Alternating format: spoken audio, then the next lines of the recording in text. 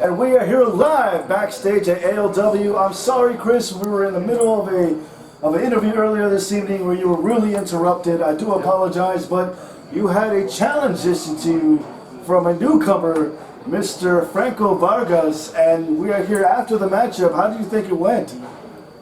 If you look at my left shoulder, Yeah, I think it went really well. Yeah? You know, I said something last week that I was going to welcome all challengers. Franco Vargas, he must have seen it, because I mean, I welcome him with open arms and a closed fist, by the way. I'm not one shot away from a challenge, and that won't change, Steve.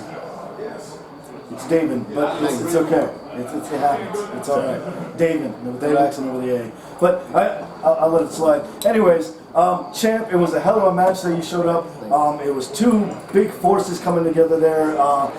You're feeling good. You're feeling ready. Are you ready for the next challenge, or who else is going to come out after you? Absolutely. You know, I'm not sure what else I could add. I've said it over and over and over again. And I'm going to keep on saying that. People have been sleeping on me long enough. It's time to go ahead and wake up everybody. Because I'm for real. This is for real. Next story in the line, I'm ready for you. There you have it. Big words from the champ himself. Ready for any all-comers. And the only way you can see this is here live at ALW. Thank you, Gene.